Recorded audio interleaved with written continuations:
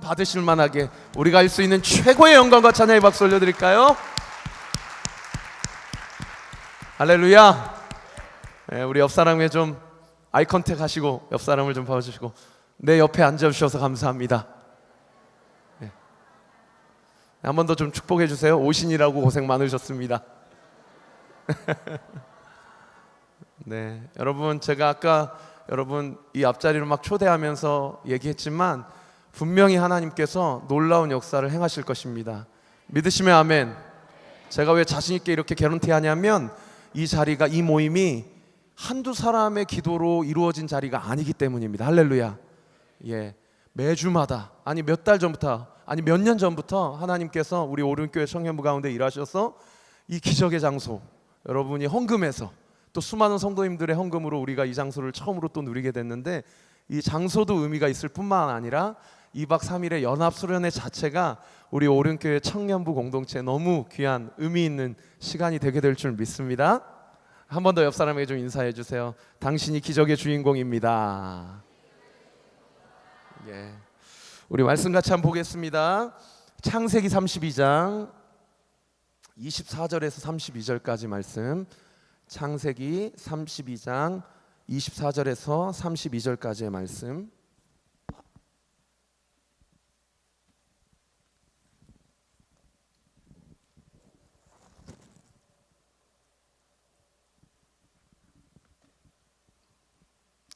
네, 24절부터 32절까지 교독하겠습니다. 제가 먼저 읽습니다. 야곱은 홀로 남았더니 어떤 사람이 날이 새도록 야곱과 씨름하다가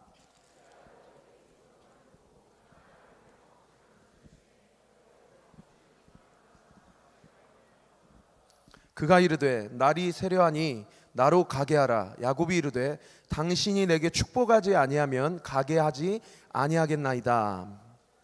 그에게 이르되 내 이름이 무엇이냐? 그가 이르되 야곱이니. 그가 이르되 내 이름을 다시는 야곱이라 부를 것이 아니요 이스라엘이라 부를 것이니 이는 내가 하나님과 및 사람들과 겨루어 이겼음이니라. 야곱이 청하여 이르되 당신의 이름을 알려주소서. 그 사람이 이르되 어찌하여 내 이름을 묻느냐 하고 거기서 야곱에게 축복한지라. 그러므로 야곱이 그곳의 이름을 브니엘이라 하였으니 그가 이르기를 내가 하나님과 대면하여 보았으나 내 생명이 보존되었다 함이더라. 그가 브니엘을 지날 때에 해가 돋았고 그의 허벅다리로 말미암아 저러. 같이 읽습니다. 그 사람이 야곱의 허벅지 관절에 있는 둔부의 힘줄을 쳤으므로 이스라엘 사람들이 지금까지 허벅지 관절에 있는 둔부의 힘줄을 먹지 아니하더라. 창세기 32장 24절에서 32절까지 말씀. 아멘. 예, 굳게 서는 위기라는 제목으로 우리 김상권 목사님 나오셔서 말씀 전해 주실 텐데요. 짧게 소개하면, 사실 이렇게 좀 깊게 교제한 적은 없지만 그래도 저희 5명의 목사님이 정말 기도로 어떤 목사님을 모시면 좋을까 기도하면서 상의하다가 하나님께서 또 마음 주시고 그래서 우리 부산의 수영로 교회라고, 저희 교단의 정말 큰 교회예요.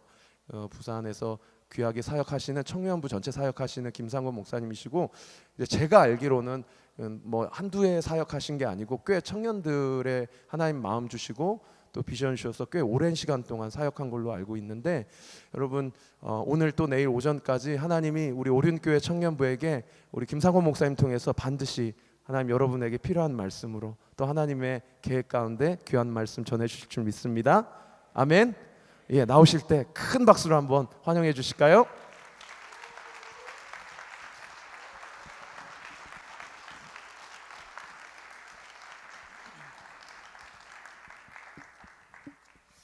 할렐루야. 자, 우리 앞뒤 좌우에 있는 분들에게 하이파이브 하시면서 졸지 마라 이렇게 한번 인사하겠습니다. 물 좀 주실래요?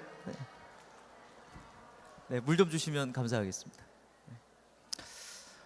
여러분 초대해 주셔서 감사합니다. 저 잘 모르시죠? 네, 저도 여러분 잘 몰라요. 예배는 제가 알기로 그 들려지는 막 그 떠다니는 말씀들이 나한테 아다리가 되는 게 예배가 아니라고 생각합니다.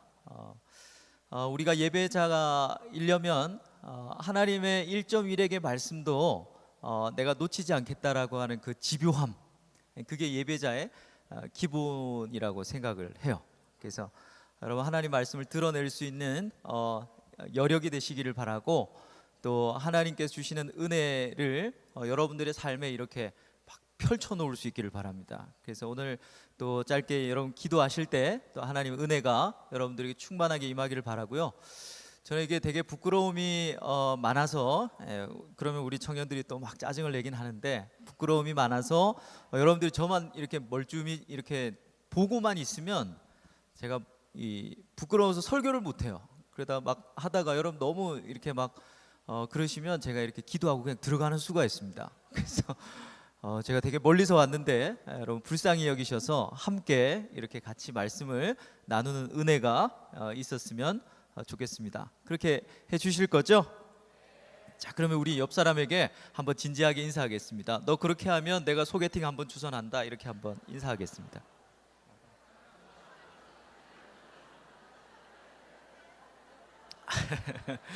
네. 여러분들의 별명이 뭔지 아세요? 오륜교회 오늘 같이 예배 드리면서 제 마음에 참 좋았거든요. 여러분들의 별명이 뭔지 아세요? 오륜교회 별명이 아니고 요즘 청년들의 별명. 옛날에는 뭐 X세대 또 N세대 막 그랬습니다. 그죠? 규정할 수 없다 이런 뜻이겠죠. 근데 요즘은 뭐라 그럽니까? 아주 불명예스러운 그게 많이 있죠. 뭐 88만 원 세대, 정규 4년제 나와가지고 얻을 수 있는 그 봉급이 88만 원이다. 또 뭐 있습니까? 뭐 트라우마 세대 뭐 이런 것도 있습니다. 약간 또라이들이다 뭐 이런 뜻이죠. 아시죠? 그러니까 여러분들의 세대는 닉네임 자체가 또라이예요. 야, 이게 참 목사님 처음부터 좀 부정적이시네요. 맞아요, 저는 부정적이에요. 또 뭐 있습니까, 여러분? 다포 세대. 다 연애도 포기하고 뭐도 포기하고 다 포기해야 된다. 뭐 이렇게 얘기를 하죠. 그래서 막 우리 밑에 청년들 아이들 막 목사님 그래서 하나님 말씀에 반응해서 제가 대학을 포기했습니다. 그래서 엄마한테 맞죠. 아버지 찾아오고 막 전화하고 도대체 어떻게 가르쳤길래 막 그러냐 막 이러면서 또 제가 또 막 해명을 해야 되는 그런 분위기로 갈 때도 있습니다. 여러분들이 즐기는 문화를 이 루저 문화라 그러죠. 루저가 뭔지는 아시죠? 네, 여러분 저같이 이렇게 헌칠한 사람은 위너, 여러분들은 루저. 뭐 상위 3% 빼고는 전부 다 루저 뭐 이렇게 얘기합니다. 그래서 비참하고 그래서 막 우리는 슬프고 이런 게 아니라, 사실은 이 루저 컬처라고 하는 것은 무엇인가 하면 그럼에도 불구하고 이것을 굉장히 해학적으로 또 즐기면서 약간 유머러스하게 나의 어떤 비극적인 이 상황을 그렇게 즐기는 것, 그것이 바로 루저 문화입니다. 루저 문화의 반대말이 엄친아 문화죠. 엄친아 문화의 대표 주자가 누가 있겠습니까? 박진영 씨, 돌아가셨지만 고 신해철 씨, 이런 분들이 이 엄친아 문화의 또 선구자들이죠. 그럼 루저 문화의 대표 주자는 누군지 아십니까? 장기하와 얼굴들에서 그 얼굴을 가리고 나오는 자매들과 장기하입니다. 여러분 장기하의 노래 아시죠? 인디밴드면서 1위까지 했던 이 장기하의 이 노래 어떤 게 있습니까? 싸구려 커피를 마신다 세대가 아닌가요? 엑소 세대인가요 여기는? 그 다음에 또 뭐 어떤 노래들이 있습니까? 뭐 발바닥이 장바닥에 떡 붙었다 떨어진다, 바퀴벌레 한 마리 지나간다, 에헤야 동이 터라. 무슨 말인가 하면 이 동이 텄는데 내가 일하러 갈 데가 없다, 뭐 이런 어떤 그런 이 문화에 대한 노래죠. 근데 사실 그 장기하 씨도 여러분 아시다시피 어느 대학을 나왔습니까? 관악대를 나왔어요. 그러면 뭐 우리는 죽으라는 말입니까? 루저들은 다 죽으라는 말인가요? 여러분 사실 여러분들의 어떤 그 문화 자체가 이제는 옛날에는 보수와 진보였다면 이제는 루저와 이 위너의 문화로 간다는 거예요. 그러니까 이런 구조 속에서 여러분들이 살아가는데, 그러니까 비애가 있고 비참이 있고 체념이 있고 위기가 있는 것이죠. 여러분 오륜교회도 뭐 별반 다르지 않을 것 같아요. 저희 청년들도 뭐 자살하는 애들, 또 뭐 돌싱 문제, 또 뭐 성 정체성의 문제, 늘 우리 교육자들이 그런 거 가지고 힘들어합니다. 답이 없죠. 문화로 치부하기도 어렵고 신앙으로 매도하기도 어렵고, 그게 위기이죠, 위기. 한마디로 말하면 위기입니다. 뭐 1년에 몇 명씩 항상 어떤 그런 어려운 상황 가운데 봉착하는 것을 우리가 볼 수 있어요. 또 우리 밑에 세대들도 마찬가지입니다. 수학 경시대회에 나가서 전 세계에서 1위 하잖아요, 그죠? 그런데 그 아이들의 행복 지수는 꼴등이에요. 그러니까 사람들이 막 크레이지라고 그러잖아요. 어떻게 그렇게 이 행복 지수가 꼴등인데 수학을 1등할 수 있냐? 이 총체적 위기라는 것입니다. 여러분, 오늘 이 본문은 우리가 너무 잘 아는 내용이죠. 그래서 목사님 무슨 말씀하실지 제가 알아요. 이렇게 나오면 곤란합니다. 섭섭하다고요. 제가 무슨 말 할 줄 알고 그렇게 나옵니까? 여러분, 제가 한번 우리가 잘 아는 내용입니다. 야복 강가에서 야곱이 기도했다더라. 그래서 오늘 목사님 기도 세게 하라는 거 아니겠어요? 그렇죠. 기도하고 마치겠습니다. 뭐 결론을 알면. 근데 사실 이 성경에는요, 우리가 아는 내용하고 약간 핀트를 잘못 못 맞추는 그런 경우들이 되게 많이 있습니다. 제가 질문을 할 테니까 여러분 한번 답을 해보십시오. 질문이 제 스타일이 아니더라도 답을 해주세요. 여러분 아시는 것일 수 있어요. 침팬치랑 팬더랑 바나나가 있습니다. 관계 있는 것끼리 묶으시오. 자, 침팬치랑 바나나랑 묶겠다. 손 들어 보십시오. 손 내리시고. 나는 팬더랑 바나나랑 묶겠다. 이상하신 분들이네. 그 다음에 침팬치랑 바나나랑 묶겠다. 제가 처음에 그거 안 했나요? 예. 제가 지금 운전을 지금 한 5시간 하고 오니까 약간 여러분들이 다 멋지게 보여요. 지금 심각한 거죠? 이해해 주십시오. 그리고 제가 요즘 좀 말을 많이 하고 막 그래가지고 오늘 하루 동안 있죠, 제 혀를 3번을 씹었습니다. 제가 목소리가 지금 굉장히 좋거든요. 그런데 지금 말도 되게 불편해요. 그래서 혹시 또 이따구로 하거든 이해를 해 주십시오. 그 다음 뭐 해야 되죠? 팬더랑 침팬지랑 묶으실 분, 손 내리십시오. 역시 이 서울 사람들은 좀 다른 것 같아요. 근데 보통 여러분들이 손 드셨지만 뭐 손 안 드신 분들은 뭡니까? 난 뭐 지옥 가겠다 뭐 이런 겁니까? 촌놈 와가지고 설교하는데 뭐 제가 굳이 뭐 이렇게 뭐 해야 됩니까? 뭐 이런 겁니까? 곤란합니다. 우리 애들 부르면 우리 애들 다 되게 터프해요. 장난 아닙니다. 그런데 이게 제가 질문한 게 아니고요, 시카고 대학의 리차드 리즈먼이라고 하는 교수가 있는데 이걸 질문을 던졌어요. 그런데 이상한 현상을 발견한 거예요. 그 현상이 뭐냐면은 서양의 애들은 전부 다 침팬지랑 팬더를 묶더랍니다. 같은 동물이니까 당연히 관계가 있는 거죠.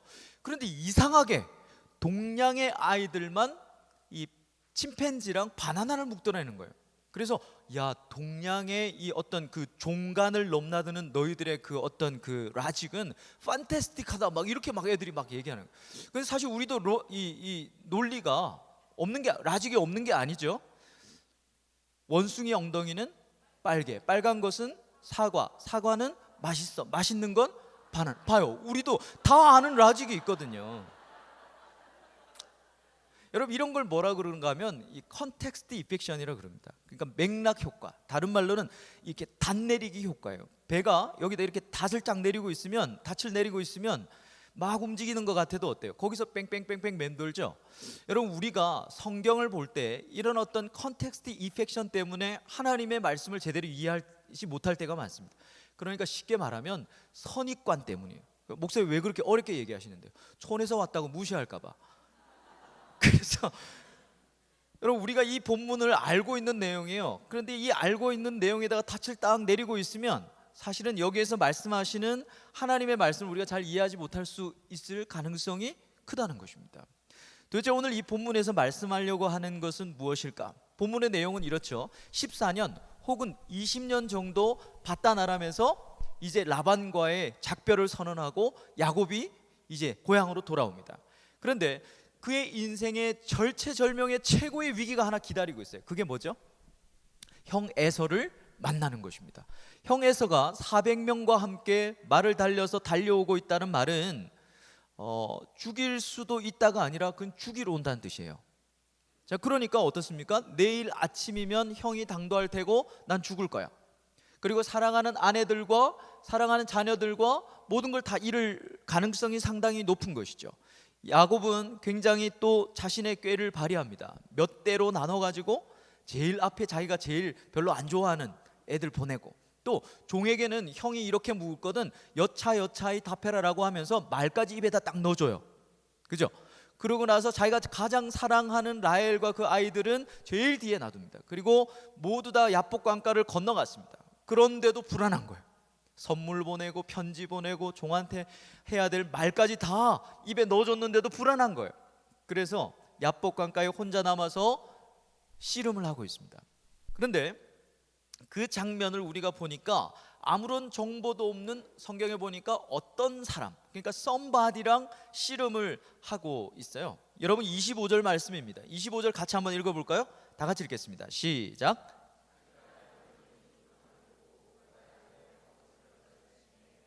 야곱의 허벅지 관절이 그 사람과 씨름할 때에 어긋났더라. 자, 여기서 하나님께서 야곱의 허벅지 관절을 치셨다 그랬죠. 근데 사실은 이 원문으로 보면은 이 치셨다가 아니라 만졌다예요. 하나님이 만지셨는데 두 다리가 다 부러졌습니다. 여러분, 좋으신 하나님께서 야곱을 왜 이렇게 학대하십니까? 여러분, 우리 이번 수련의 기간이 되게 짧아요. 그죠? 일상을 내려놓고 하나님 앞에 와서 하나님 앞에 간절하게 기도하려고 여러분 작정하고 올라오신 거 아닙니까? 하나님 올해는 절대로 싱글로 못 넘어갑니다. 저를 죽이시든지 배우자를 주시든지 뭐 그런 마음, 절박한 심정으로 왔을 거 아니겠어요? 그죠? 이번 해를 넘어가면 나도 야뽕깎아 넘어가서 이제 노처녀 노총각으로 분류될 가능성이 높으면 죽음을 각오하고 생명을 걸어놓고 기도하려고 왔단 말이에요. 그런데 야곱이 뭘 기도했겠습니까? 하나님, 저 살려달라고 기도하지 않았을까요? 하나님, 내 사랑하는 아내와 내 아이들을 살려주십시오라고 기도했을 것 같은데 하나님께서 두 다리를 다 부러뜨린 거예요. 여러분, 이거 해석을 어떻게 하실 거예요? 여러분, 잘못 해석하면 이렇게 돼요. 여러분, 오늘 하나님 앞에 막 간절하게 기도했는데 하나님께서 듣기 싫다고 여러분 혀를 빼버리는 거예요. 정말 하나님 저에게 믿음을 달라고 막 하나님 뜻대로 기도하는데 다리 부러뜨려 버리시고 막 입 찢어 버리고 막 장염 걸려가지고 새벽에 막 병원 한 40명씩 가게 만드시고. 여러분, 그럴 수 있습니까? 없습니까? 없다고 여기 있는데 까딱하면 이거 잘못 해석하면 하나님이 오늘 그러실 수 있단 말이에요. 간절하니까 하나님 듣기 싫다고 살짝 만졌는데 머리 다 뽑히고요. 형제들 지금 가뜩이나 민감한데 지금 하나님이 다 뽑히게 하시고 아침에 일어났더니 아랫배가 나오기 시작하는 거예요. 연애도 못하게 만들고 막 심각하게 만드실 수 있다는 것이죠. 여러분, 왜 그러셨는가 하면 하나님은 지금 이 일을 통해서 하나님은 우리의 씨름의 대상이 아니라는 사실을 말씀하시고 있는 거예요. 여러분, 우리가 하나님 앞에 막 나와서 하나님 앞에 우리는 기도할 때 막 씨름하듯이 합니다. 야곱처럼 여러분 기도하십시오. 그러면 하나님이 응답하십니다. 살려주십니다. 맞죠? 그것은 맞습니다. 여러분, 하나님 우리가 간절할 때 우리의 기도를 안 들으신다는 말씀을 드리는 게 아니에요. 그런데 하나님께 우리가 오늘 이 본문에서 그런 교훈을 도출하면 안 된다는, 그건 하나님의 뜻이 아니라는 거예요. 여러분, 그것은 일반적인 기독교 레파토리입니다. 여러분, 어떤 본문을 읽더라도 많은 목사님들이 자꾸만 기독교 일반적인 레파토리를 설교를 하니까 본문을 딱 들으면 어떤 내용인지 다 아는 거예요. 그리고 본문 얘기는 하지 않고 2시간 설교하는데 원 센텐스로 정리할 수 있는 그런 설교 뭐 때문에 합니까? 저한테 막 덤비는 애가 있어요. 나는 안 그랬다. 너한테 왜 그러냐? 나는 최선을 다한다. 뭐 이렇게 막 얘기해요. 여러분, 야곱의 인생이 뭘까요? 야곱의 인생은 한마디로 얘기하면요, 자신의 지혜와 자신의 힘으로 살려고 하는 야곱과 하나님의 말씀과 하나님의 지혜와 하나님의 힘으로 살게 하려고 하는 하나님과의 치열한 싸움입니다. 오늘 이 밤에 야복 강가에서 일어났던 이 씨름은 사실은 야곱이 간절하게 기도했다는 것을 말하는 게 아니고 야곱의 인생이 무엇과 같았는가, 이제 절체절명의 최고의 위기 앞에 서서 하나님께서 다시 한 번 더 이 야곱과 맞닥뜨리고 있는 거예요. 야곱은 죽을 것 같은 그 상황 속에서도 최고의 위기 앞에서도 지금 뭐 하고 있습니까? 자신의 힘과 자신의 지혜로 이 위기를 극복하려고 하는 거예요. 그런데 하나님께서 이 마지막 순간까지 아니야! 너 그렇게 살면 안 돼. 하나님의 지혜와 하나님의 말씀으로 하나님의 힘으로 살아야 돼 라고 치열하게 싸우고 있는 것입니다. 여러분, 우리의 인생이 뭘까요? 여러분, 우리가 살아가고 있습니까? 죽어가고 있습니까? 여러분들이 대학부라면 살아가고 있다고 얘기하겠죠. 근데 제가 듣기로는 여러분들은 32세 이상의 죽어가고 있는 청년들이라고 들었습니다. 물론 더 죽어가고 있는 분들은 오늘 빠졌지만, 인생은 살아가는 게 아니에요. 여러분 아시죠? 옆 사람 보십시오. 죽어가고 있어요. 여러분, 인생은 죽어가고 있는 것입니다. 인생이 뭐라고 정의할 수 있겠습니까? 10년 전만 해도 나는 대통령 될 거예요. 웃기는 소리 하는 거예요. 여러분, 이번 주에 제가 저희 그 청년, 저희들은 이제 저녁에 그 더원 예배라고 연합 예배를 드리는데, 그때 이제 엘빈 목사님이 오셔서, 이 커피 브레이크의 창시자죠. 이분 오셔서 굉장히 은혜를 주셨어요. 제가 은혜를 너무 많이 받았어요. 제가 개인적으로 기도하고 있는 기도의 제목에 응답도 받고, 그래서 이제 마지막 모셔드리면서 이런저런 얘기를 하는데 한 청년이 왔어요. 제가 처음 보는 저희 청년인데 나이가 꽤 드신 분 같아요. 머리가 약간 없으시더라고요. 그런데 이 일본에서 이제 목사님 기도 제목이 있습니다. 그래서 약간 또라이 같은 거예요. 그래서 제가 목사님 피곤하시고 스케줄이 있어서 다르게 하면 안 될까? 그랬더니 한 30 한 중반 넘은 것 같아요. 목사님, 제가 꼭 기도를 받아야 될 수 있다. 자세가 이런 거예요. 양복도 갑자기 기분이 나쁘니 딱 이 색깔로 입고 온 거예요. 그래서 뭐냐 그랬는데 굉장히 서툰 영어를 가지고 목사님에게 뭐라고 그랬냐면 자기의 비전은 President of Korea라는 거예요. 그래서 또라이구나. 그래서 엘빈 목사님도 저를 보고 나도 목사님을 보고 이러면서 그냥 사인해주고 왔어요. 여러분, 우리의 인생이 여러분 어떤 거라고 생각하십니까? 우리의 인생은요, 내 지혜와 내 힘으로 살려고 하는 나랑 하나님의 지혜와 하나님의 뜻으로 살게 하시려는 하나님이랑 치열하게 싸워온 것입니다. 여러분, 이런 인생의 모습에 하나님께서 어떤 모습으로 찾아오세요?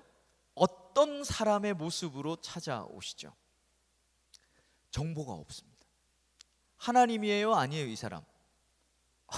조금 말이 좀 건방진 것 같은데, 이분은 하나님이 맞습니다. 뒤에 가면 야곱이 그렇게 고백하잖아요, 그죠? 하나님이 맞는데 성경은 뭐라고 얘기합니까? 하나님이라고 얘기하고 있지 않고 그냥 somebody라고 얘기하고 있는 거예요. 여러분, 이 맥락을 우리가 잘 읽어야 합니다.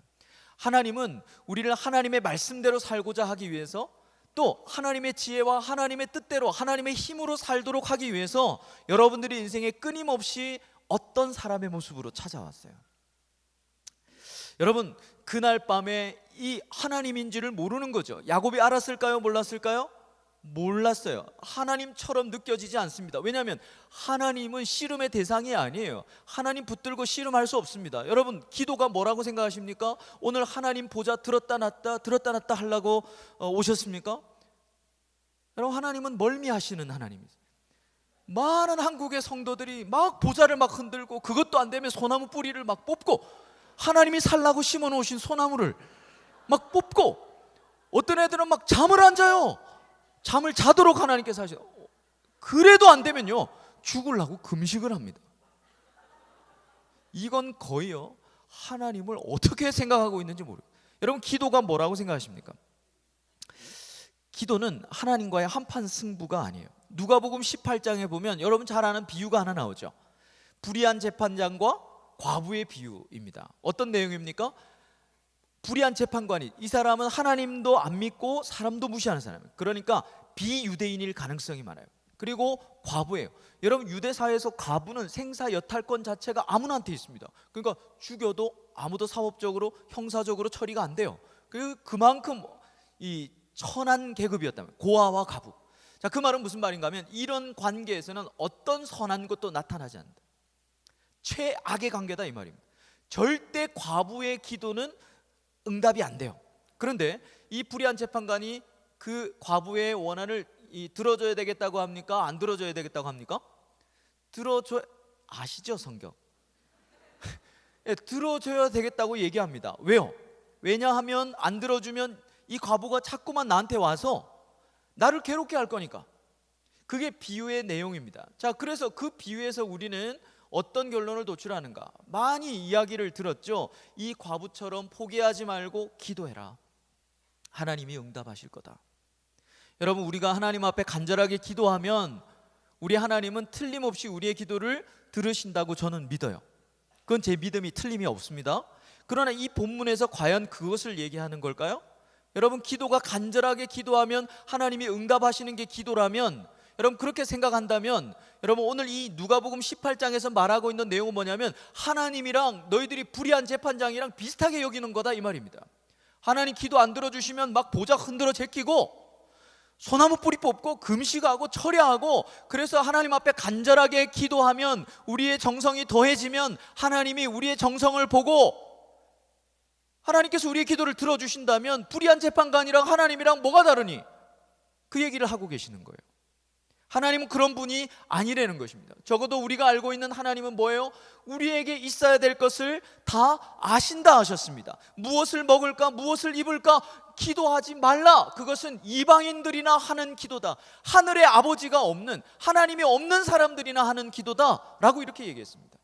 여러분, 기도가 간절하게 기도하고 하나님 앞에 부르짖으며 응답되는 거라면, 여러분 그게 기도라면 여러분 어떻게 생각하십니까?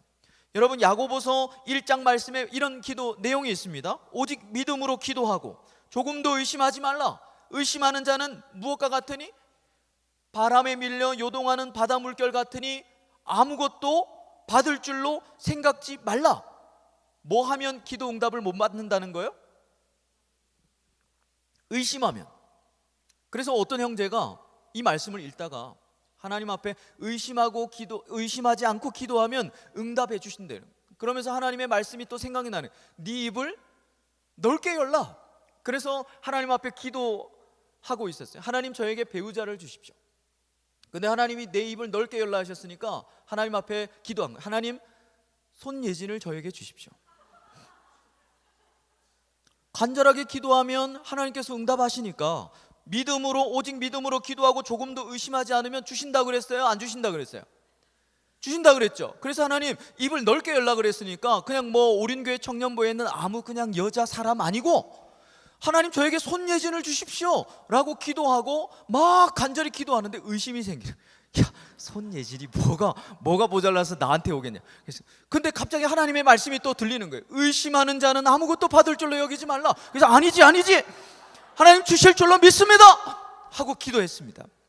여러분, 이 형제는 손예진과 결혼할 수 있을까요? 없을까요?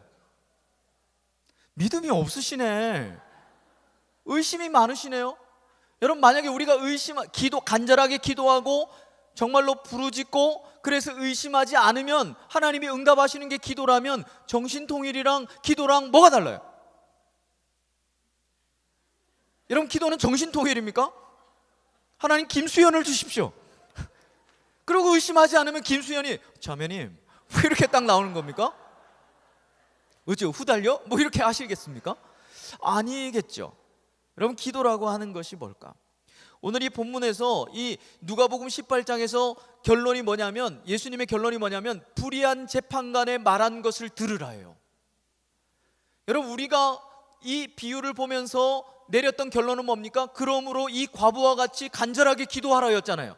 근데 그 비유에서 이 비유는 뭐라고 말씀하셨는가 하면 끊임없이 기도하고 낭망하지 말 것을 비유로 말씀하여 이르시되라고 되어 있습니다. 그리고 그 결론이 뭐냐면 불의한 재판관의 말한 것을 들어라. 뭐라고 말했는데요? 내가 안 들어주면 계속 괴롭힐 거니까 들어줘야 되겠다. 그러면서 하물며 하늘에 계신 너희 아버지께서 너희들의 기도를, 자녀들의 기도를 안 들어주시겠니? 그러나, 잘 들으세요, 그러나 그날에는 믿음을 보겠느냐라고 말씀하셨습니다. 이 믿음이 뭘까요? 제가 미국에서 공부할 때 돈이 없었습니다. 그런데 아이는 둘째가 이제 남자아이인데 뭐 장난감도 해주고 싶고 막 그러잖아요. 그런데 이제 할 수가 없으니까 지금은 한국에도 들어와 있는데 토이잘러스라고 하는 큰 몰이 있습니다. 거기 갔더니 막 엄청난 몰에 막 로버트가 이렇게 막 걸어 다니고 있죠. 천장에는 막 저기 고래 실제 사이즈로 막 만들어 놓고 파는 것도 있지만 막 해볼 수 있는 막 그런 데가 많아요. 그러면 이 아이를 데리고 가면 얘는 들어가자마자 뜁니다. 왜냐면 아빠가 5 minute 할까봐, 이제 5분 남았어, 이제 5분만 더 있다 가자 이렇게 얘기할까봐 자기가 막 하고 싶은 거 막 해요. 그러다가 조금 있으면 자, 이따만한 걸 하나 들고 옵니다. 아빠 이거 사주면 안 돼요? 그러면 제가 성능이랑 뭐 이렇게 보면서 가격을 이렇게 보죠. 가격 너무 비싸죠. 그러면 제가 이건 안 돼, 이거는 너무 위험해, 연령이 너랑 달라 이러면 얘가 오맨 이러면서 이걸 내버려 두고 막 또 뛰어가요. 막 뛰어가서 이제 아빠가 사줄 만한 조금 더 작은 거를 들고 옵니다. 그래서 아빠 이거 사주면 안 돼요 그러면서, 그러면 제가 또 역시 이제 막 이렇게 보는 척하면서 또 가격을 이렇게 보죠. 이거는 엄마한테 얘기해서 이 생일날 사자, 혹은 뭐 이거 사면 엄마한테 너 맞는다, 내가 장담한다, 뭐 이렇게 하면 오 마이 이러면서 뭐 또 내두고 또 막 가요. 그리고 또 요만한 걸 들고 오지만 그것도 제가 사주기가 좀 부담스러워서 나중에 나올 때는 그냥 나오든지 아니면 이 포켓몬 카드 그거 하나 사오든지 그렇게 합니다. 그런데 제 아들은요 실망하지 않아요. 제가 아들의 기도를 몇 번 거절했죠? 수도 없이 많이 거절했습니다. 그런데 아들은 저를 의심하지 않습니다. 저에게 상처받았다고 얘기하지 않아요. 언젠가 생일이나 아니면 때 분명히 사줄 것을 믿기 때문에, 저 아저씨가 아니고 우리 아버지인 것을 알기 때문에 그렇죠. 근데 제가 아는 목사님이 아이가 둘이 있었는데 셋째 아이를 입양을 하셨어요. 5살인가 6살에 남자아이를 입양을 했고, 그 아이를 입양하면서 애야, 하나님이 자녀를 주시는 방법은 2가지 방법이 있단다.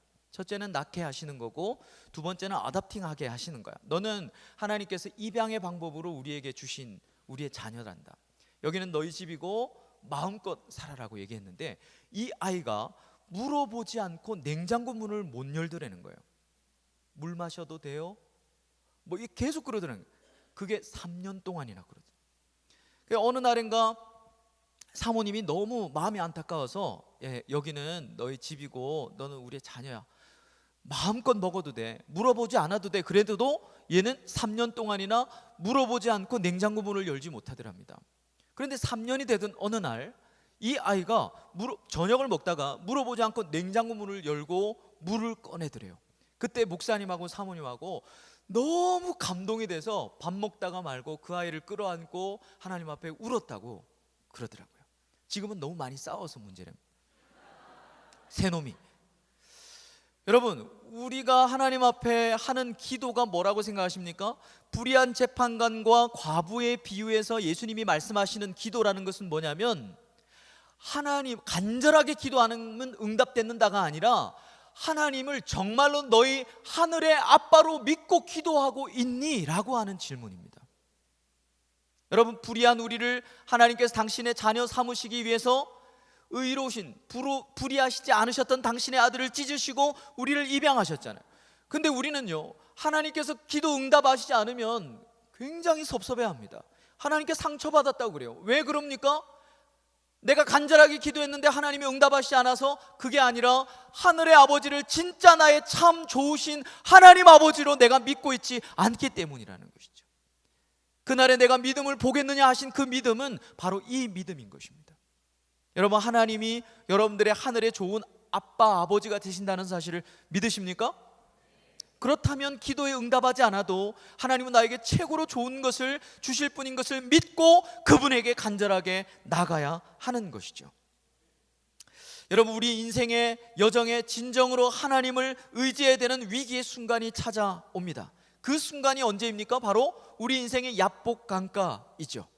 하지만 그때도 우리는 끊임없이 우리의 힘으로 기도하려고 하고요, 우리의 방식으로, 우리의 지혜로 하나님 앞에 기도하려고 하는 것입니다. 여러분, 위기가 찾아왔습니까?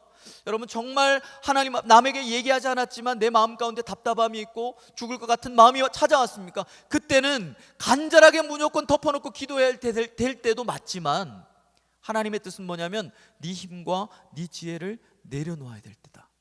그게 야복강가에서 우리가 얻어야 하는 하나님의 음성이라는 것이죠. 여러분, 이번 수련회는 여러분들의 인생의 야복강가가 되기를 바랍니다. 그리고 그 여러분들의 힘과 여러분들의 지혜를 내려놓도록 하기 위해서 하나님은 수도 없이 어떤 사람의 모습으로 여러분들을 찾아왔어요. 여러분, 그 어떤 사람이 누구일까요? 그 사람을 통해서 내가 너무너무 힘들었어. 내가 너무 죽고 싶을 만큼 상처를 받았어. 지금도 다른 건 다 괜찮은데 그거 건드리면 폭발하는 거, 그 사건, 그게 여러분들의 부모님일 수도 있고, 여러분들이 그토록 사랑했지만 지금은 이루어지지 않았던 과거에 내가 사랑했던 사람일 수 있습니다.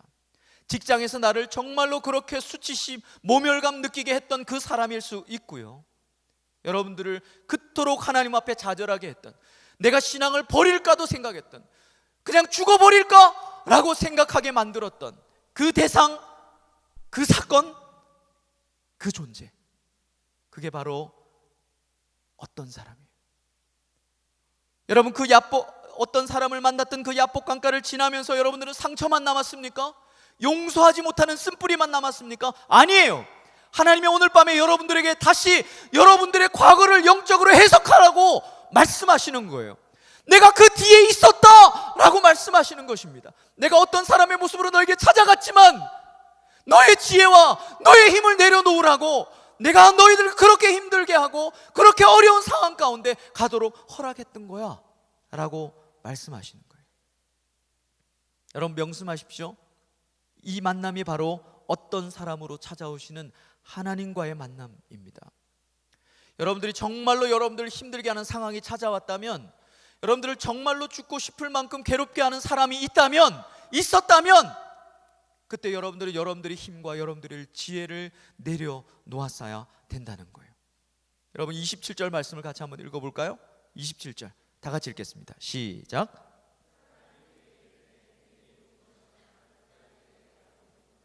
하나님이 왜 야곱의 이름을 물어보시죠? 몰라서 물어보십니까? 아니죠. 여러분, 우리가 이름을 물어보는 이유는 뭡니까? 전번을 따기 위해서죠. 근데 하나님이 지금 야곱을 이름을 물어보시는 이유는 뭘까요? 여러분, 이 행간을 잘 읽으셔야 돼요. 깊이 묵상해 보십시오. 지금 야곱이 어떤 상황인지, 자신의 이름이 뭡니까? 속이는 자, 발 뒤꿈치를 잡은 자, 네 이름이 뭐니? 라고 이렇게 질문하면서 하나님께서 야곱을 통해서 야곱 스스로에게 깨닫게 하셨던 것은 뭐냐면 철저한 자기 절망이에요. 하나님, 맞아요. 저는 태어날 때부터 뒤꿈치를 잡았던 놈입니다. 지금까지도 속이면서 이루어 왔습니다. 아버지를 속였고요, 형을 속였습니다. 외삼촌을 속였고요. 저는 그렇게 살아온 놈이 맞습니다 라고 하는 부정적인 자기 정체성을 스스로 깨닫도록 하기 위해서 네 이름을 물어보시는 거예요. 여러분, 오늘 밤에 하나님께서 여러분들의 이름을 물어보시기를 바랍니다. 저요, 오륜교에서 제일 예쁜 나무개인데요. 그러면 하나님께서 때리실 거예요. 하나님 원하시는 답이 그게 아니에요. 정말로 내 속에 있는 부정적인 열등감 많고 비교의식 많고 아무것도 잘난 것도 없고 내가 틀린 거 나 스스로도 알지만 고치고 싶지도 않고 고집도 세고, 하나님, 저 그런 아무개 맞습니다. 하나님 그토록 말씀하시지만 여전히 하나님, 내가 놓지 못하고 있는 죄를 가지고 살아가는, 그리고 영적으로 상태가 좋지 못할 때는 그 죄 가운데 뒹구는, 교회 와서는 그럴싸하게 보이지만 내 속에 얼마나 속물근성이 있는지, 얼마나 쓰레기 같은 생각이 있는지, 마치 개가 토한 거 다시 핥듯이 나는 내 인생 그런 존재인지, 하나님 맞습니다. 하나님, 저 그런 존재 맞아요. 여러분, 이 철저한 자기 절망 가운데서 하나님을 만나는 자들만이 하나님께서 쓰임받는 인생이 되는 거예요. 여러분, 정말로 하나님의 은혜 위에 굳게 서고 싶습니까? 사실은 우리를 굳게 세우는 것은 여러분들의 위기입니다. 갔다 가면 죽을 수 있겠네, 내가 이러다가 정말로 큰일 나겠네 라고 하는 그 위기 가운데서 하나님께서 여러분들을 정말로 굳게 세우시는 거예요. 그때 우리가 깨달아야 하는 것, 우리 속에 있어야 되는 것은 철저한 자기 절망입니다. 여러분, 잘 생각해 보십시오. 하나님의 모든 종들은요, 하나님이 그토록 사랑하셨던 모든 종들은 철저한 자기 절망의 자리에서 하나님을 맞닥뜨렸던 사람입니다. 아브라함 어떻습니까? 100세, 아들을 그렇게 원했지만 100세까지 아무것도 할 수 없었습니다. 그의 모든 생식의 기능이 끝났을 때, 그리고 사라도 90세였습니다. 여러분 원문을 보면 사라는 원래부터 불임 여성이었어요. 원래부터 불임 여성에다가 여러분 90이 넘는 나이, 90이 되는 나이면 불가능하다는 것이죠. 예수 그리스도께서 불가능한 상황 가운데서 우리 가운데 오실 것이라고 하는 것을 상징하는 구속론적인 사건이지만, 여러분 그렇게 자기 절망 가운데 갔을 때 하나님께서 이삭을 주시잖아요. 다윗은 어떻습니까? 굉장히 잘 나갈 때 어때요? 밧세바를 범하고 우리아를 죽이고 1년 동안 됐지? 아무것도 없었어요. 완벽한 범죄, 이 완벽 범죄였습니다. 그리고 1년 뒤에 선지자가 찾아와서 당신이 그 사람이다 라고 말할 때 엎드려지죠. 완전히 거꾸러지죠. 그리고 시편 51편을 씁니다. 시편 51편을 자세히 읽어보면요, 다윗이 그때 정말로 중요한 사실을 하나 깨달아요. 완전 밑바닥까지 가는 거예요. 그러면서 뭘 깨닫는가 하면, 자신은 살인했기 때문에 살인자고 간음했기 때문에 간음자인 줄 알았는데 그게 아니라는 사실을 깨달은 거예요. 무엇을 깨달았는가 하면 doing의 문제가 아니라 being의 문제라는 사실을 깨달은 거예요. 그래서 내가 부모의 태로부터 있을 때, 적신으로 나올 때부터 나는 죄인이었구나. 그래서 지금도 타이밍만 맞으면 간음할 수 있고 살인할 수 있는 거예요. 우리 모두가 다 똑같습니다. 여러분 목사라고 다르지 않아요. 전도사님이라고 다르지 않아요. 다 똑같습니다. 우리는 뭔가를 행했기 때문에 죄인이 아니라 원래부터 죄인이에요. 죄인이 아니라 죄 덩어리입니다. 우리가 죄를 안 짓는 문제는요, 수련회라고 하는 내 인생이라고 하는 컴퓨터에 수련회라고 하는 강력한 백신을 깔면, 그래서 제대로 수련회 때 은혜 받고 오면 죄를 안 지을 수 있는 게 아니에요. 죄를 짓고 안 짓고의 문제는요, 오퍼레이션 시스템입니다. 윈도우에서 맥으로 갈아타면요, 이게 호환이 안 돼가지고 옛날에 좋았던 게 이제 안 돌아가요. 여러분 우리가 죽어야 죄를 안 지을 수 있단 말입니다. 우리는 의식만 딱 깨면요, 깨는 그 순간부터 죄가 그냥 자동적으로 프로그래밍해서 돌아간단 말이에요. 다윗이 그걸 깨달은 거예요. 그때 하나님께서 민족의 진짜 통일 왕국으로 이 왕으로 예수 그리스도를 예표하는 종으로 세우시잖아요. 요나는 어떻습니까? 하나님 말씀 불순종해서 다른 데로 갔죠. 그러다가 물고기 뱃속에 갔습니다. 물고기 뱃속에서 이렇게 어두워졌어요. 마치 지옥 같은 거예요. 그래서 요나가 뭐라고 그랬습니까? 예, 내가 수올의 뱃속에 있다. 수올은 이스라엘 사람들에게는 뭐냐면요, 지옥인 지옥. 그래서 하나님 앞에 그렇게 자기 절망 가운데 고백할 때 하나님이 다시 토하게 하셔서 쓰임 받는 거를 여러분 아시잖아요. 여러분 이제 우리 차례입니다. 오늘 밤에 여러분 철저한 자기 절망이 있기를 바랍니다. 그냥 조금 눈물 흘리고 그냥 마음속에 그냥 깨달음이 있었고 감동이 있었고 그런 걸로 만족하지 말고, 여러분 인생이 가장 처절한 밤이 되십시오. 이번 수련회 끝나고 나는 별 볼 일 없는 존재인 것 같고, 내 인생 미래는 답답하기 거지없고, 우리 부모님들은 여전히 똑같고, 내 외모도 마찬가지고 하면서 괴로워하고 힘들어하는 그런 여러분 속에 있는, 정말로 괜찮지 않으면서 괜찮은 척하고 다니는 거 제발 지긋지긋하니까 그러지 말고, 오늘 안 괜찮다고 하나님 앞에 불평하고 원망하고 하나님을 욕해도 좋으니까 그렇게 하란 말이에요. 철저한 자기 절망 가운데 가서 하나님을 만나야 하는 것입니다. 여러분 28절 말씀을 보십시다. 정말로 자기 절망 가운데 있는 자에게 하나님께서 뭐라고 말씀하시는지 28절 같이 읽읍시다. 시작.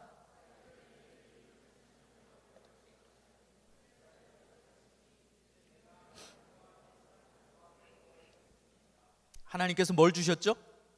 새로운 이름을 이렇게 밝게 주셨어요.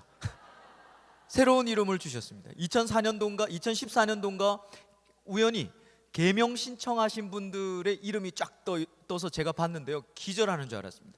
거기에 보니까 어떤 분들이 계셨냐면 하지만 씨, 하지마 씨, 임신중 씨도 계셨고요, 허달려도 있었습니다. 지자랑 씨, 더 앞권인 분은 지애미 씨, 석을련 씨, 조까치 씨. 정말 이분들은 자기 절망 가운데 있어요. 아마 이름 바꿔주셨을 거예요. 저라도 바꿨을 것 같습니다. 여러분들 이름이 무엇입니까? 하나님이 뭐라고 부르실 것 같아요? 야곱은 하나님께서 어떤 이름을 새로 주셨죠? 창시 계명을, 야씨 가문의 고비였는데 이씨 가문의 스라엘로 바꾸셨어요. 그죠? 이스라엘이라는 이름을 주셨습니다. 이스라엘이라는 이름의 뜻이 뭐죠? 하나님과 겨루어 이겼다. 그래서 우리는 하나님 앞에 간절하게 기도하고 하나님 앞에 정말로 부르짖어서 하나님의 뜻을 이겨야 우리는 응답받는다 라고 하는 완전 근거 없는, 완전 불교에서 가르친, 불교 주일학교에서 가르칠 것 같은 비나이다 지극정성하면 하나님이 내가 졌대, 네 기도 헤쳐먹어라 하면서 막 하나님께서 그러실 것 같은데, 여기에 완전한 오해가 있습니다. 여러분, 이 이스라엘이라고 하는 이름에 오해가 있는데요, 이 이름은 물론 겨루었다라는 말이 의미가 있어요. 그런데 하나님과 겨루었다는 말이 아닙니다. 여러분, 70인역이라는 게 있어요. 히브리어 성경을 헬라어로 바꾼 성경이에요. 70명이 그 일을 했다 그래서 아마 70인역인가 봐요. 거기에 보면 여기에서 하나님과 및 사람과 겨루어 이겼습니다 라는 말을 여러분 2인칭 미래형으로 쓰고 있습니다. 그러니까 이길 것이다 라고 되어 있습니다. 자, 그러면 잘 질문은 잘 제가 하겠죠? 여러분 잘 답하십시오. 여러분, 그러면 야복 강가에서 있었던 이 일을 이야기하시는 걸까요? 아니면 미래에 있을 얘기를 하시는 걸까요? 미래죠. 그래서 원문을 조금 더 정확하게 번역을 하면 이렇습니다. 옛날 성경에는 하나님과 더불어, 이런 더불어가 있거든요. 근데 우리 이 한글 개정 개혁은 미시라고 바꿔놨어요. 그게 뭐냐면 이 더불어가 하나님과 어게인스트해서, 하나님과 맞짱 떠서 뭐 하나님 한판 뜹시다 뭐 이래가지고 하나님 이겼다는 게 아니라, 이 더불어라는 말이 어게인스트가 아니라 together입니다. together. 하나님과 함께함으로, 하나님과 더불어 할 때만 이길 것이다, 이기는 인생이 될 것이다, 그래서 사람에게 그 능력을 인정받을 것이다. 이 이름의 의미가 뭐라고요? 이스라엘입니다. 그러므로 핵심은, 이스라엘의 이름의 핵심은 이겼다, 싸웠다가 아니라 하나님과 함께 하는 거예요. 여러분, 이것이 저와 여러분들의 부르심입니다. 우리의 부르심의 소명은 무엇입니까? 잡이 아닙니다. 여러분, 잡은 우리가 무엇을 하고 신학교 가고 뭘 하고 하는 것은 하나님의 우리를 부르심을 이루는 도구지, 그것 자체가 비전이 아니라는 거예요. 우리의 비전은 무엇입니까? 하나님과 함께 하는 것입니다. 하나님과 함께 함으로, 더 정확하게 얘기하면 하나님과 함께 함으로 승리하는 인생이 되는 것, 그것이 저와 여러분들의 부르심이고 오륜교회 청년부의 부르심이에요. 여러분, 공동체가 있는 이유는 바로 그것 때문인 것입니다. 핵심은 하나님과 함께 하는 거예요. 하나님과 맞짱 뜨는 게 아니라, 여러분들이 승리할 수 있는 비결은 하나님과 함께 할 때만 가능하다, 그 말씀입니다. 그러므로 가장 위대한 인생은요, 주를 위해서 사는 인생이 아닙니다. 주를 위해서 헌신하는 인생이 아니고 주님과 동행하는 인생이에요. 여러분, 그게 가장 가치 있고 위대한 인생입니다. 그것이 바로 저와 여러분들의 부르신 목적이죠. 아담과 하와를 만드신 목적이 뭡니까? 하나님을 위해서 일시키려고? 봉사시키려고? 아닙니다. 교제하려고. 그게 인간의 가장 위대한 소명이에요. 여러분, 오늘 하루 하나님께서 여러분들에게 그 누구도 사용하지 않은 깨끗한 새날을 주셨어요. 이 한날 여러분 어떻게 사용하셨습니까? 하나님이 얼마나 여러분들을 사랑하시는지, 어떤 대가를 지불하고 여러분들을 그렇게 구원하셨는지, 얼마나 뜨거운 가슴으로 나를 여전히 아끼고 배려하고 계시는지 묵상이라도 하고 사셨습니까? 아니면 여전히 걱정하면서 살고 뭐 먹을지를 고민하면서 살고 하던 대로 살고 오셨습니까? 여러분, 앞으로 여러분들이 민족과 나라를 품고 한국교회를 위해서 뭔가 일하는 거, 그건 하나님 앞에 하등에 중요한 게 아니에요. 하나님과 동행하는 것입니다. 하나님 사랑합니다. 하나님 저 사랑하시죠? 오늘도 어떤 사람을 만나든 간에 제가 주님께 하듯이 할 수 있게 해주십시오. 주님 생각하시듯이, 주님 말하듯이, 주님이 어떤 사람이 저를 보면 너 때문에 내가 많이 위로받았어, 주님이 함께 하시는 것 같아, 그런 말 들을 수 있도록 하루라도 단디 살게 해주세요 주님, 이렇게 고백하는 것이죠. 여러분, 그것이 우리 인생의 최고의 부르심이고, 그래서 그런 자를 하나님이 원하시는 곳에 쓰시는 거예요.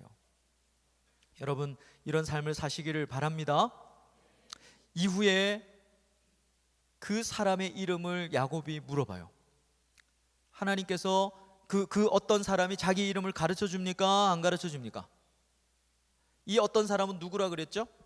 하나님이. 그러니까 하나님은 시크하신 분이에요. 하나님 이름이 뭐세요? 웬마.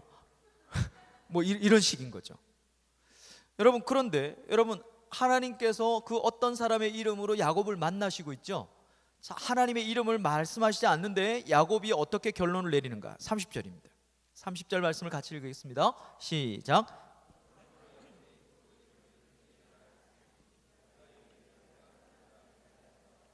내 생명이 보존되었다 함이더라.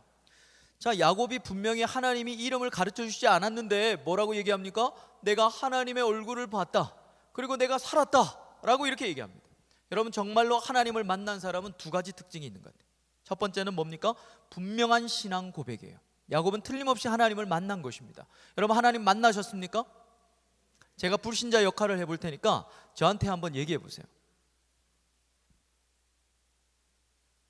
봐요, 말 못하잖아요. 말해도요, 제가 불신자적 관점에서 여러분들이 얘기하면 거의 다 이래요. 신기하게 그때 내가 얼마나 많이 울었는지 몰라. 그때 하나님이 나를 만나 주셨어요. 내가 불신자로 볼 때 그게 왜 하나님 만나 주신 건데. 여러분, 이게 설명이 안 된다 이 말입니다. 이번 수련회 때 하나님이 여러분들을 만나 주실 거라고 믿어요. 저도 그렇게 기도했고 목사님들도 그렇게 기도하셨을 거고 여러분들도 그렇게 기도하셨을 겁니다. 그런데 이게 정말 하나님 만난 건지 합리적이지도 않고 논리적이지도 않고 객관적이지도 않아. 그러나 분명한 신앙 고백, 나는 하나님을 만났다, 하나님 나를 만나 주셨다 라고 하는 분명한 신앙 고백이 있습니다. 두 번째는요, 모든 사람들이 알 수 있는 증거가 생기는. 야곱은 어떻게 했습니까? 하나님 만난 증거로 두 다리가 부러졌어요. 평생 두 다리 다 절었다는 것입니다. 저 사람 왜 다리를 절어? 야복 강가에서 하나님하고 씨름했대. 진짜? 대박. 헐. 뭐 이렇게 되는 거예요. 여러분, 우리가 정말로 하나님을 만나면 우리 속에 분명한 신앙 고백이 있고 누가 봐도 저 사람은 하나님을 만난 사람이야 라고 하는 증거가 있게 된다는 거예요. 여러분, 우리의 생각에 어떻습니까? 이 야곱은 이제 내일 아침이면, 내일 새벽이면 누구를 만나요? 에서를 만납니다. 에서는 칼을 차고 달려오고 있어요. 죽어요. 두 다리가 성해도 어떻습니까? 살기 쉽지 않아요. 그렇죠? 그런데 이제 두 다리가 부러졌으니까 이제 야곱은 어떻게 된 거예요? 끝장이죠. 이제 끝난 것입니다.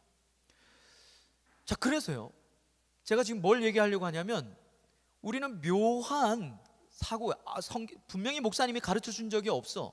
그런데 묘한 사고방식, 이원론적인 사고방식이 청년들에게 있습니다. 그건 뭐냐면 신앙 따로 삶 따로예요. 자, 뭘 얘기하는지 잘 보십시오. 야곱이 분명히 은혜를 받았습니까? 못 받았습니까? 은혜 받았죠. 진짜 하나님 만나는 신앙적인 경험을 했어요. 그죠? 그러나 두 다리가 부러졌으니까 이제 끝난 것입니다. 우리가 이번 수련회 때 틀림없이 하나님께서 은혜를 주실 것입니다. 틀림없이 하나님을 만날 것입니다. 그러나 내려가면 직장생활 또 해야 돼요. 내려가면요, 또 지긋지긋한 그 상사 봐야 됩니다. 너무 감정이입은 하지 마세요. 너무 감정이입은 하지 마세요. 또 그 골치 아픈 문제들, 또 골치 아픈 치고받고 싸우는 그 엄마 아빠 상황 속에서 나 또 들어가야 돼. 그러니까 아예 그게 반복되면 청년들이 어떻게 기도하는가 하면, 하나님 그 상황 속에서 하나님 제가 이길 수 있는 힘을 주세요. 그냥 아예 덮어놓고 그렇게 기도하는 거예요. 은혜는 받았지만 삶은 또 삶대로 살아야 되는 거예요. 은혜는 받았지만 수련회 와서 예를 들면 이런 거예요. 은혜는 받았지만 수련회 와서 공부 안 했으니까 당연히 토플 점수는 떨어지겠지. 그런 식으로 우리는 이원론적인 사고를 갖고 살았다는 거예요. 그런데 오늘 이 본문은 그게 아니라는 사실을 분명히 얘기합니다. 창세기 33장 10절 말씀을 제가 한번 읽어보겠습니다. 야곱이 에서를 만나고 뭐라고 얘기하는지, 내가 형님의 얼굴을 배운즉 하나님의 얼굴을 본 것 같사오며 형님도 나를 기뻐하심이니이다. 뭐라고 얘기합니까? 에서의 얼굴을 보고 뭐라고 고백하는 거예요? 하나님의 얼굴을 봤다고 얘기합니다. 여러분, 이게 말이나 됩니까? 여러분들이 지금 가장 용서하기 싫은 그 사람 얼굴 떠올려 보십시오. 그 사람 얼굴을 딱 떠올리면 하나님이다 뭐 이렇게 됩니까? 욕 나오죠. 욕 나오죠. 여러분, 이게 무슨 말일까요? 여러분, 유대인들의 사고는 뭡니까? 하나님의 얼굴을 보면 어떻게 돼요? 죽어요. 하나님이 거룩하신 분이에요. 거룩의 성격은요, 거룩이 요만큼도 없으면, 거룩이 한 99.9% 있고 0.1% 거룩이 없어도요, 그건 거룩 안 한 거예요. 그렇기 때문에 돌격한다 라고 이렇게 얘기합니다. 그러니까 하나님이 우리를 미워서 돌격하는 게 아니라 거룩이라고 하는 그 아이덴티티 자체가, 캐릭터 자체가 거룩하지 않은 걸 보면 그냥 돌격하는 거예요. 마치 사나운 이 막 짐승처럼. 그래서 막 거룩하지 않은 것은 용납이 안, 찢어버리는 거예요. 그래서 하나님의 얼굴을 보면 죽어요. 잘 보십시오. 그게 우리의 신앙의 패턴이에요. 그런데 에서의 얼굴을 보는 날에 야곱은 죽는단 말이에요. 그런데 죽었어요? 살았어요? 살았어요. 여러분, 이게 무슨 말이냐면 하나님을 만남으로 경험했던 이 신앙의 경험이, 신앙의 체험이 야곱의 삶에서 그대로 재현되더라는 것입니다. 여러분, 하나님께서 우리에게 이것을 원하시는 거예요. 우리의 가장 본질적인 아킬레스건은 뭡니까? 우리는 마땅히 빌바를 모르는 놈들이에요. 여러분, 기도 많이 한다고 자랑하지 마십시오. 우리는 마땅히 빌바를 알지 못하는 존재들입니다. 그러니까 어떻습니까? 당연히 내가 원하는 걸 기도하고 내 정욕을 채우려고 하고 잘못 구하는 것이죠. 여러분, 잘못 구한다는 말의 원래 의미는 뭐냐면 비참하게 구한다, 이런 뜻입니다.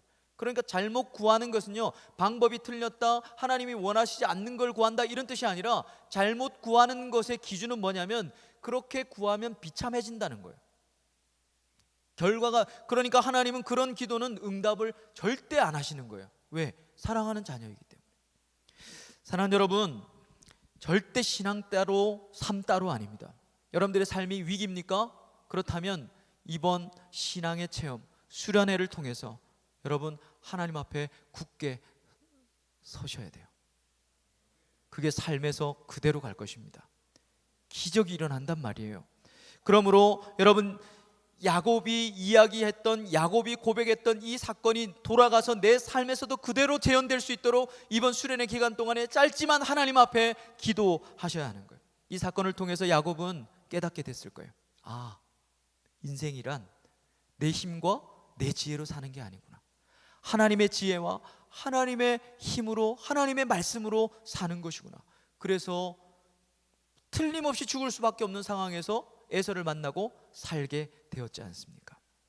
여러분, 이번에 여러분들이 정말로 은혜 위에 굳게 서는 인생이 되려면 여러분들의 우리의 힘과 우리의 지혜를 내려놓는 수련회가 되기를 바랍니다. 말씀을 정리해 봅시다. 인생의 위기는 어떤 것입니까? 힘든 일이 찾아오는 게 아니고 내 힘과 내 지혜를 놓지 않는 거예요. 하나님은 끊임없이 그걸 놓으라고 어떻게 하셨다고요? 여러분들의 순간순간, 인생의 순간순간 어떤 사람의 모습으로 여러분들을 찾아오셨어요.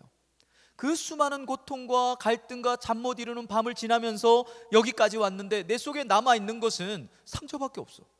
용서 못하는 그 억한 감정밖에 없고 쓴뿌리밖에 없다면 여러분들은 아직도 여러분들의 지혜와 여러분들의 힘을 내려놓지 않은 거예요. 인생의 위기는 내 힘과 내 힘을 그대로 움켜쥐는 것입니다. 하나님, 그걸 내려놓게 하기 위해서 어떻게 하세요? 어떤 사람을 보내세요. 오늘 밤이 여러분들이 야복강가가 되기를 바랍니다. 그 위기 앞에 우리는 어떤 모습으로 나가야 됩니까? 기도하는 모습으로 나가야 돼요. 정말로 처절하게 기도하십시오. 그것은 간절하면 응답해 주시기 때문에가 아니라 철저한 자기 절망에 근거한 처절한 기도여야 합니다. 하나님은 우리에게 있어야 될 것을 아시는 하늘의 아버지세요. 여러분, 믿으시죠? 그날에는 내가 믿음을 보겠니라고 한탄하셨어요. 우리는 정말 믿음 있는 사람이 되어야 합니다. 하나님은 여러분들이 있어야 될 것을 아신단 말이에요. 그러므로 간절하게 기도해야 돼요. 간절하게 기도해야 하나님이 응답하신다고 하면 하나님이나 불의한 재판장이나 똑같이 취급하는 거랑 똑같단 말이에요. 철저하게 오늘 밤에 절망하십시다. 하나님, 제가 얼마나 구역질 나는 인간인지, 얼마나 구제불능인지 하나님 잘 아시잖아요. 하나님, 그런 저 아무개 하나님 앞에 나왔습니다. 그리고 하나님께서 여러분들에게 말씀을, 사랑하는 딸아, 사랑하는 아들아, 너는 나와 함께 할 때만 승리할 수 있어. 그게 내가 너에게 준 새로운 이름이란다. 여러분, 우리는 하나님과 함께 할 때만 승리할 수 있다는 사실을 꼭 기억하십시오. 그래서 힘들고 어려운 길이라도 주님, 저 이 길 주님과 함께 가겠습니다. 여러분 고백할 수 있기를 바랍니다. 이 시간에 우리 같이 찬양하면서 하나님 앞에, 하나님의 말씀 앞에 우리 반응하십시다. 설교의 결론은 목사님이 내려주는 게 아니에요. 설교의 결론은 여러분들이 삶에서 내리는 것입니다. 그 첫 번째 작업이 뭐냐 하면 하나님 앞에 말씀을 붙들고 기도하는 거예요. 여러분, 우리가 누구의 이름으로 기도합니까? 예수 그리스도의 이름으로 기도합니다. 오늘 기도한 거 어쩌면 일주일, 한 달, 1년, 2년, 10년 지나면 우리는 다 까먹을 거예요. 그러나 여러분들이 예수의 이름으로 기도한다면 주는 기억하시고 우리의 기도를 반드시 책임지실 것입니다. 우리 시간에 안개 속에서 주님을 보내 같이 찬양하면서 주님께만 우리의 마음을 맞추시면서 우리 함께 주님 앞에 나가십시다. 안개 속에서, 안개 속에서 주님을 보내 아무도 없을 것 같던 그곳에서 손 내미셔서 나를 붙드네 길 잃고 쓰러져 가던 그곳에서 우리 한 번 더 고백합시다. 주님, 제 인생이 안개 같습니다. 안개 속에서 주님을 보내 아무도 없을 것 같던 그곳에서 손 내미셔서 나를 붙드네 길 잃고 쓰러져 가던 그곳에서 주 말씀하시네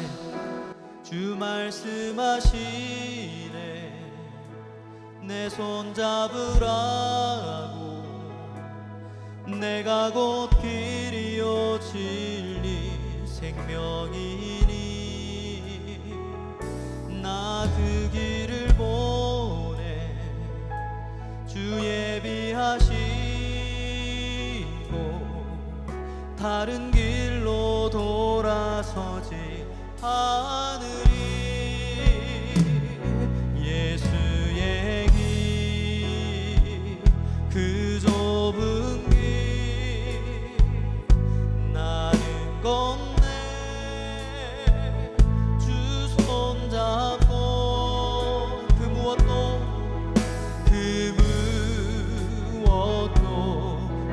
두렵지 않네 주님 주신 약속 내게 있습니다. 약속 내게 있으니 세상의 길 그 험한 길 승리하네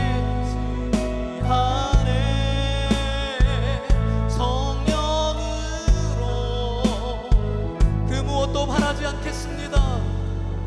무엇도 바라지 않네 저 하늘에 내 소망이 있습니다. 내 소망 우리 한 번 더 믿음으로 고백합시다. 예수의 길 그 좁은 길 걷겠습니다. 우리 하나님께만 집중하시면서 그 좁은 길 나는 걷겠습니다. 주님 걷네 주 손잡고 그렇습니다. 주님 그 무엇도 두렵지 않네 주님 주신 약속 내게 세상의 길 그 험한 길 만 길 승리하네 성령으로 그 무엇도 바라지 않네 저 하늘에 내 소망 여러분 이 시간에 우리가 하나님 앞에 같이 기도할 때 우리의 위기는 내가 힘들고 어려운 게 아니라 정말로 죽을 것 같은데도 내 힘과 내 지혜를 내려놓지 않는 거예요. 내가 움켜쥐고 있는 것을 낳지 않는 것입니다. 주님 끊임없이 놓으라고 끊임없이 너는 내 힘과 내 지혜로 내 말씀으로 살아야 한다고 말씀하시지만 그냥 간절함만 가지고 그냥 하나님 앞에 부르짖으면 하나님이 응답하실 거야. 여전히 내 지혜를 가지고 하나님 앞에 나오니까 그게 진짜 위기인 것이죠. 오늘 밤에 주님께서 어떤 사람의 이름으로 찾아오십니다. 오 하나님, 저 야곱 맞습니다. 저 지금까지도 내 힘과 내 지혜로 살았던 놈 맞습니다. 하나님, 저 불쌍히 여겨 주십시오. 주님, 오늘 이 밤에 처절하게 주님 앞에 나가는데 주님, 나 주님과 함께하면 주님과 함께함으로만 살아갈 수 있고 승리할 수 있는 인생이었는데 하나님, 끊임없이 내 힘으로 살았습니다. 주님, 나를 불쌍히 여겨 주십시오. 우리의 곤고함과 우리의 어려움과 내 앞에 수많은 아픔들을 하나님 앞에 이 시간에 주여 한번 부르짖고 간절하게 기도하며 주님 앞에 나가겠습니다. 주여. 그렇습니다. 하나님 아버지, 우리의 심령 가운데 있는 더럽고 추한 마음들을 이 시간에 하나님 앞에 내어놓습니다. 알려간 자존심을 내려놓습니다. 잘나빠진 체면을 내려놓습니다. 아무것도 다른 것이 아니고 회복된 것이 아니고 괜찮지 않은데 괜찮은 척 하면서